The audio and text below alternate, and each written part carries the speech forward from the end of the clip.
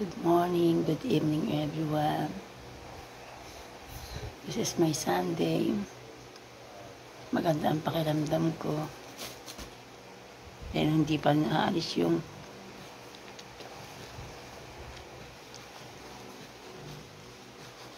pagpaproduce ko ng laway.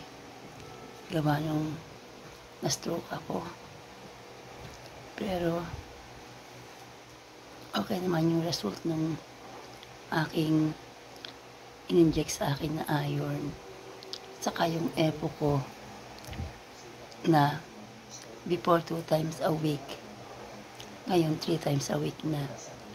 Kasi baba yung hemoglobin ko. Lagi ko lang dinadasal na every dialysis. Sana laging okay. Lagi lang ako masaya. Kahit medyo nahihirapan. Ganun talaga ang life.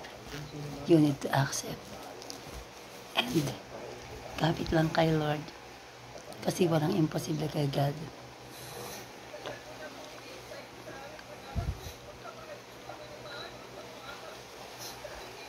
Every time na nagda-dialysis ako, lagi akong excited kasi nga, dugtong buhay yun. Tinanggalan ako ng nakaraan ng before, ang tinatanggal lang sa akin is 1.5. Kasi nga, ang baba ng timbang ko, 36 lang. Then, sabi ng doc sa akin, kumain ako ng maraming protein para tumataas ang timbang ko. Kaya yun, kumain ako ng protein. Kaya lang puro chicken. Then, nag-gain ako after 3 months. Nag-gain ako ng 40. Naging 40.3. Then, humihinga naman ako. Kaya, dinagdagan ni Doc yung hatak sa akin. Ginawang nung una, 1.8. Pero kinaya ko naman. Kaya ginawa na niyang 2 liter. Thank you, Lord. Alam ko mahirap ang journey ng scleroderma and Raynaud's. This is in complication to CDK, chronic kidney disease. Pero kinakaya pa rin. Tiwala lang. At tibay na papanalig sa Diyos. Kaya sa mga may sakit dyan, be positive. Huwag kayong mawawalan ng pag-asa. Lagi kayong magpasalamat sa Diyos. Everyday na ginigising na kayo, magpasalamat kayo. Then, pray for another na maganda ang pakiramdam nyo. Matutuling tayong disiplinahin ng ating sarili.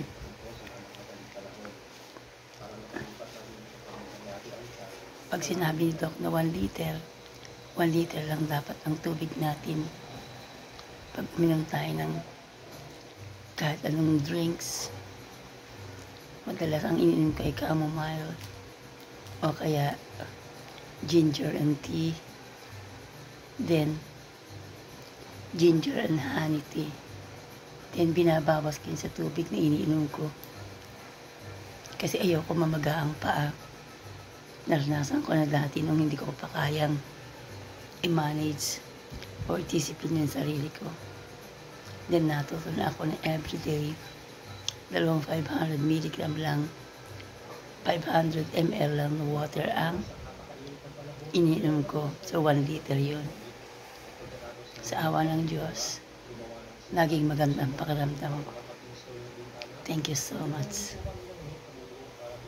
6 months na ako nagda-dialysis.